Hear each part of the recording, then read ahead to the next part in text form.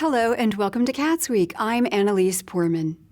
Indiana University professor of pediatrics Erin Carroll said approximately 1% of IU students tested positive for COVID-19 upon arrival to campus. During the August 28th COVID-19 press conference, Carroll said any infected student had to isolate. We had students isolate if they were infected, meaning that they had to stay sheltering in place for 10 days until they have no more symptoms if they had symptoms, and they had no more fever if they had fever. But for 10 days since their positive test, we also quarantined close contacts and continued to monitor them for any signs. Carroll said a higher prevalence rate was found after retesting all on-campus students. He said IU and the county are working to increase isolation for campus living areas with an increased spread.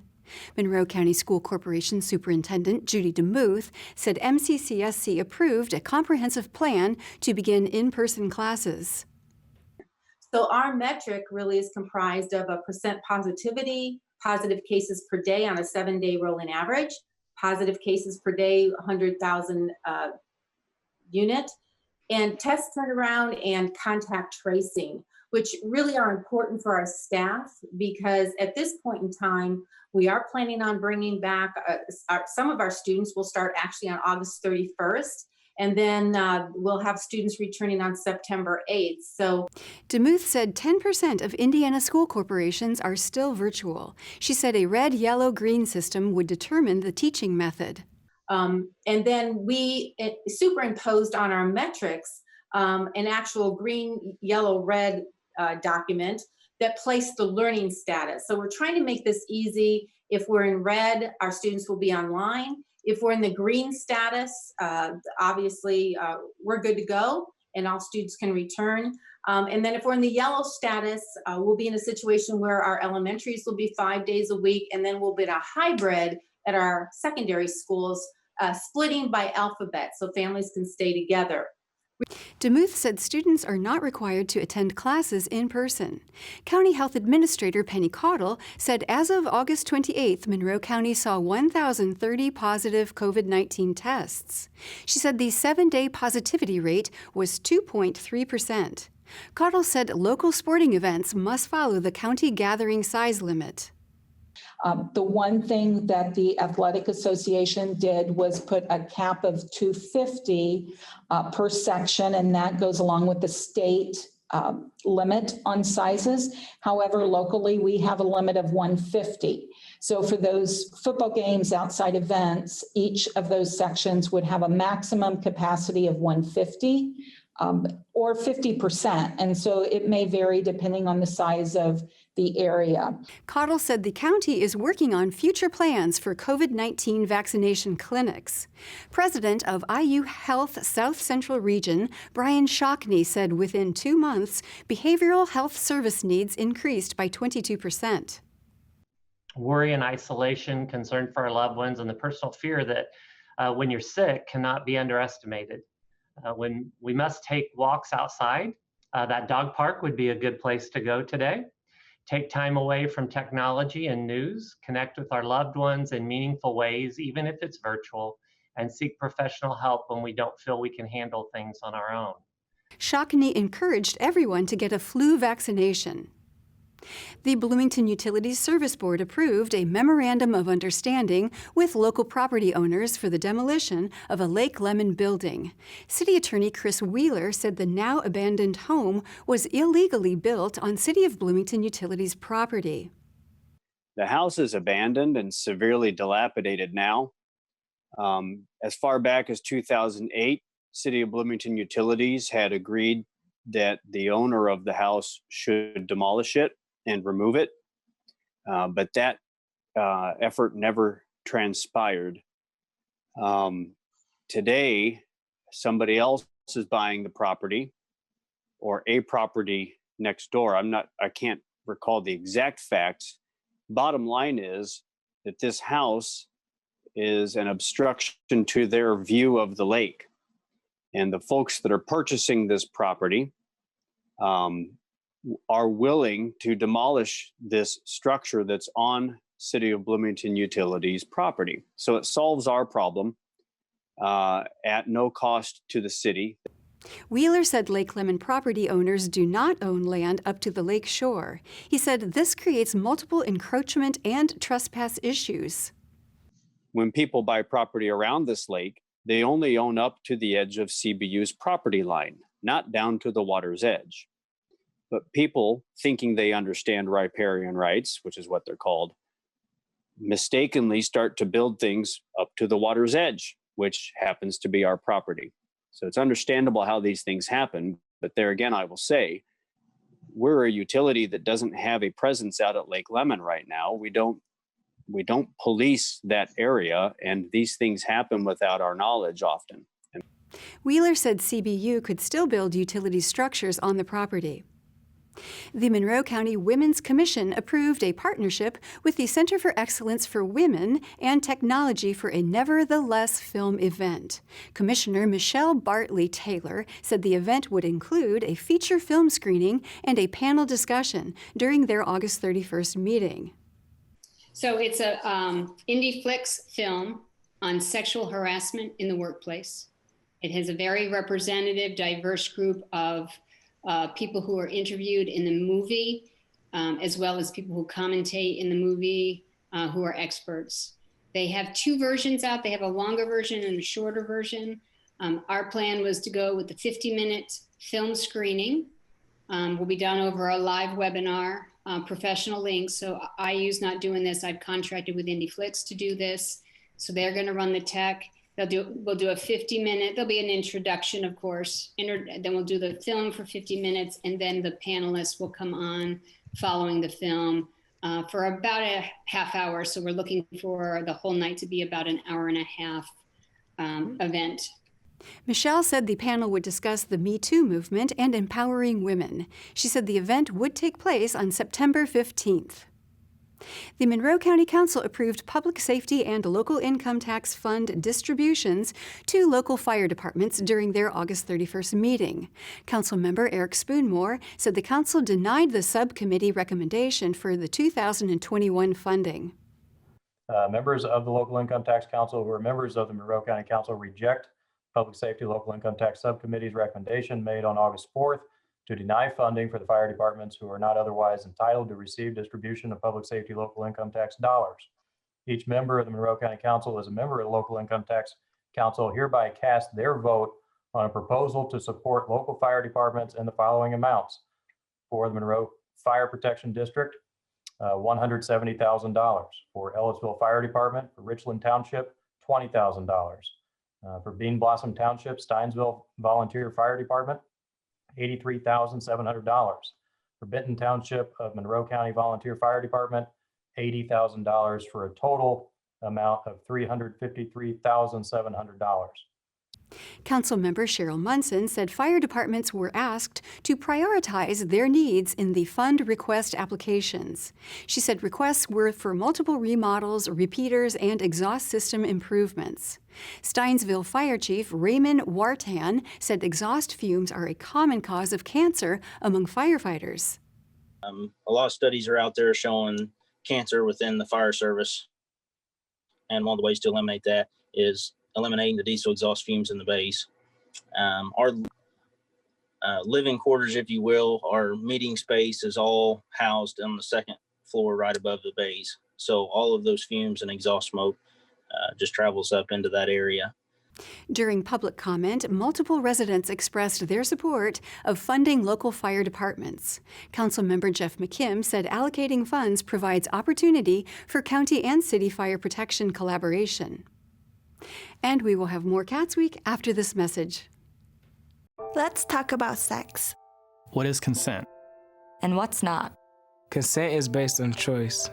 Consent is active, not passive. Consent is giving permission without feeling pressure. What is not consent?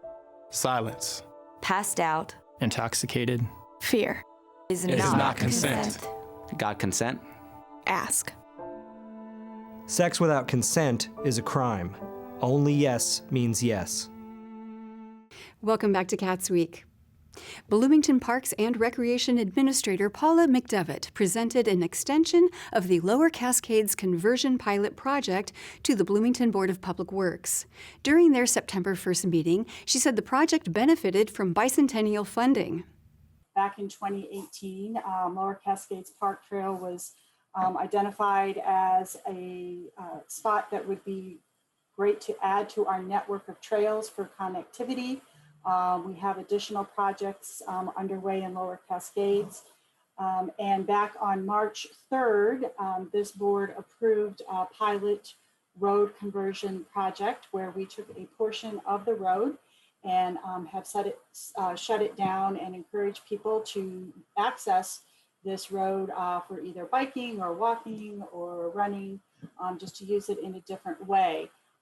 McDevitt said a posted survey gathered the trail users' feedback. She said the extension of the project would include a survey for drivers. There are a number of people that use this part of the road in the park to get from point A to point B. They don't stop necessarily and use the park, but they use it to access other areas of the community. And so we would put together and run a parallel survey, put signage out, and really drive those people who drive through the park to fill out that survey and continue to report back to this board those survey results and continue to respond to feedback that we're getting. McDevitt said the survey would include questions about residents' past, present, and future Park Street usage. She said signage and barricade adaptations were made throughout the pilot. McDevitt said park trail usage has increased since COVID-19 struck. She reviewed the most recent survey reports. To date, we've had 328 people respond to the survey. The majority, 76%, have no problem accessing the park and finding parking. The park is visited mostly on Saturdays and Sundays. We continue to get some feedback on safety. The most recent one was motorcyclists cited going through the pilot portion of the road, and we are working with staff on that, some additional signage, because we do not want motorcycles on this part of the pilot. And then in addition, and we can keep paging down, we are continuing to see an upward trend in people wanting this pilot, the full road closure. And that's a little bit more, Adam, and you can see the graph here. Resident Carol Canfield said Blue Ridge neighborhood residents need Lower Cascades as an alternate driving route. She said COVID-19 would skew the pilot results. Resident Linda Kern said past survey questions were not appropriate. I've had training in the how to make a survey. Not only is the question completely misleading and really poorly written, but she read aloud how she would indicate this is a positive response. And literally, if someone said, I like the Bloomington Parks Department, she read that as an answer to close the road. And so I think the board needs to actually look at her data and how she's interpreting it and not allow her to interpret it for you, because she's not doing so in an accurate way. Bicycle Pedestrian Safety Commission member Mark Stosberg said the closure relieved stress on cyclists of all ages. Board members unanimously approved the extension through June 30th of 2021. The Monroe County Election Board discussed November general election voting sites during their September 1st meeting. Board member Hal Turner said all sites must be determined by September 6th. He said Bloomington Public Transit would not provide enough space for voting. But I think what we need to do is find out if anyone is opposed to or in favor of moving Bloomington Public Transport into Free Methodist Church for a total of 2636 voters. And that eliminates the problem with a very small room that didn't allow for social distancing at Bloomington Public Transport. Board members agreed to move the public transit location to Free Methodist Church and the Bloomington Utilities voting site to Bloomington High School South. Turner said Ellettsville voting sites would include St. John's Church and Ellettsville Christian Church. We have good parking in all those facilities. We have enough space so that people feel comfortable and not cramped and not on top of each other. Turner said Edgewood High School and the fire station will not be voting sites.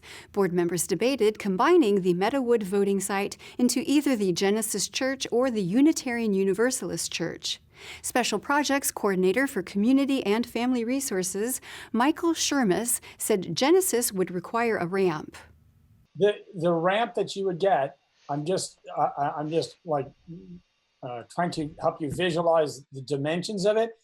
It could be no wider than a double door, and a ramp that size and that long, people going up and down it at the same time is going to be tight. And if there's a wheelchair going up it, let's say, for example, somebody come down would probably almost really have to wait because of the amount of space. So I'm just pointing that out in terms of accessibility. It's going to make it a little tricky for people going in and out, COVID precautions, the whole bit. I'm just mentioning that for elderly people trying to navigate that, the church is obviously the better accessible option. I just throw that out there in those terms. Board members decided to further discuss the combination of Meadowood. Sherry said the Indian Creek Fire Station would not be a voting site option. She said the Indian Creek Lions Club would be the alternate site. Monroe County Commissioners ratified an agreement with Midwest for absentee ballot collection. Deputy Clerk Teresa Martin said ballots typically take up to 7 days to reach Monroe County residents. If you're not familiar with Midwest, it's a company that the clerk's office utilizes to help get our stuff out the door quicker. A ballot, if we mail it at our local post office, goes to the hub in Indianapolis. It could take 7 days for a ballot to be sent from our office to reach the voter in Monroe County. With Midwest, it takes roughly 2 to 3 days. So we're getting the ballot into the person's hand quicker. Martin said the postage would cost $25,000. Commissioner Penny Githens asked Martin about coding. And is Midwest actually taking everything up to Indianapolis, or does it all just stay here? No, it doesn't stay here. They pick it up every day. We have a set time. They pick it up, they take it to Indy. They do all the pre-coding, which then the post office comes down and picks it up from Midwest. So instead of the post office taking it to their location and doing the barcoding to say, where the zip codes are, Midwest does that. So it takes out the hub part of the U.S. Postal Service. Commissioners approved a split of $4,000 between the voter registration contractual and election contractual funds for coding. And we'll have more CATSweek after this message.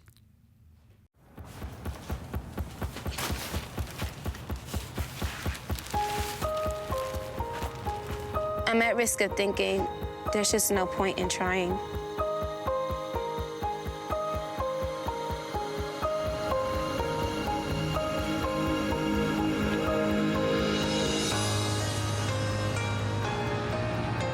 I'm at risk of looking in the mirror and hating what I see.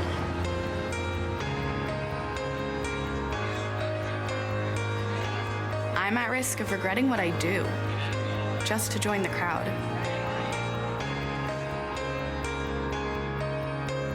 I'm at risk of being told not to tell.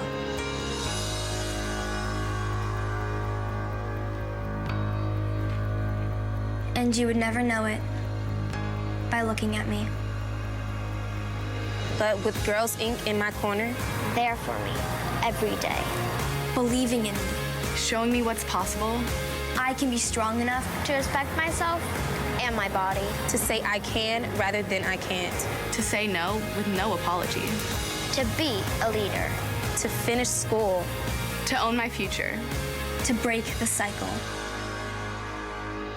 Girls Inc. believes every girl can succeed. That's why the trained professionals of Girls Inc.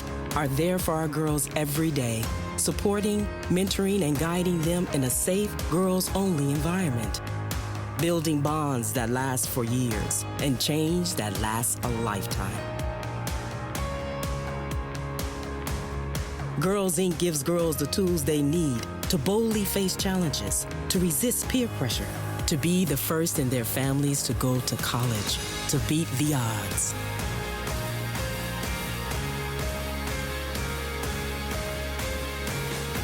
With Girls Inc. in her corner, every girl can be healthy, confident, and resilient. She'll do more than dream about her potential. She'll reach it.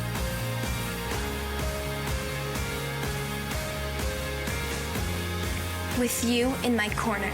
With you in my corner, I will not be another statistic. I will fight for myself. For my future. With you in my corner, I will win. Fuel her fire and she will change the world. Girls Inc. Inspiring all girls to be strong, smart, and bold.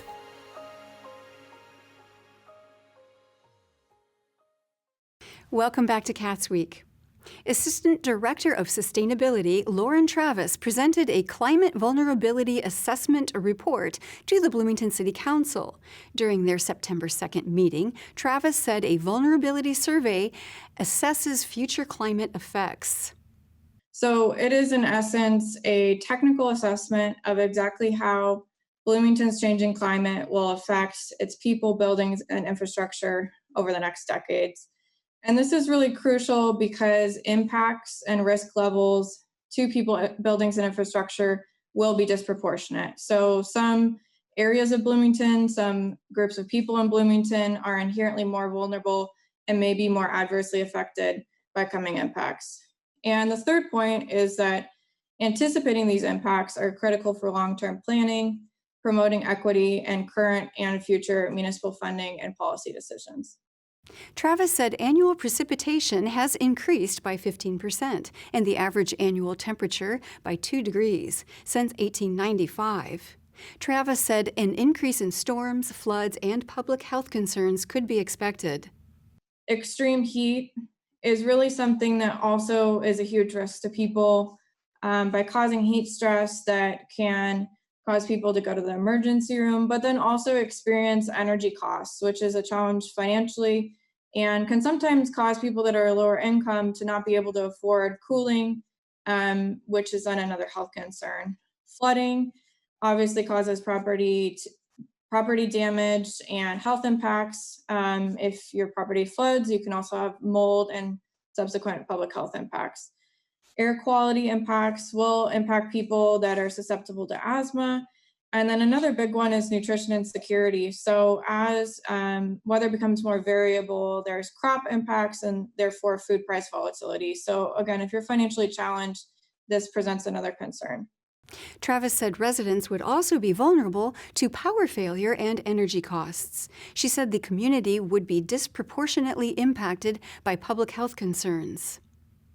If you look at types of people in our community that may be less able to rebound quickly as they're experiencing some of these weather challenges, vulnerable children, older adults, individuals with disabilities. Let's say someone's on a ventilator and there's a power failure, that person is going to experience the power failure differently than someone that is not experiencing that health challenge. People that are economically stressed are going to be challenged with a lot of these different types of challenges. So extreme weather, flooding, you have less financial capacity to respond. And then due to, historical discrepancies and also just inequities, people of color can sometimes be more susceptible to some of these risks. Travis said council districts 1 and 3 are the most vulnerable areas. She said infrastructure would also be impacted by electricity damage, freeze and thaw damage, flooding, and crop reduction. Travis said impervious surface reduction could mitigate some effects.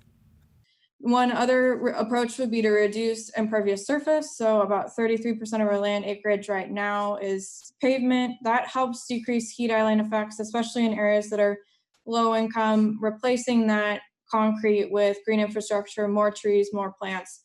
And that will help impact or mitigate some of these impacts from happening or the severity to which they're happening. Travis said a reduction of car pollution would also relieve some intensity of change. She said a long-term need would be a balance between mitigation and adaptation strategies. Travis said the city plans to plant about 800 trees in the coming year. Councilmember Jim Sims requested language minorities be a separate category from people of color in the report. But when I read that section, if it's not specifically separated, it gives the impression that people of color in particularly, and I know that may apply to some of our Chinese or Japanese or Korean speaking populations, or Spanish for that matter. But when we're talking about African Americans or Black people, it kind of lumps them together as if there's some sort of problem with accessing public information or hearing public notices. And I know that's not your intent. But I hope that's not your, I know it's not your intent. But if we're looking at that, you can see how that kind of confuses that category. Travis said the full report can be accessed through the City of Bloomington Sustainability webpage. The Monroe County Board of Zoning Appeals discussed a historic adaptive reuse conditional use for the Beaumont House located in Richland Township. County Senior Planner Tammy Behrman said the reuse would be for an event center at the existing Beaumont Hotel site.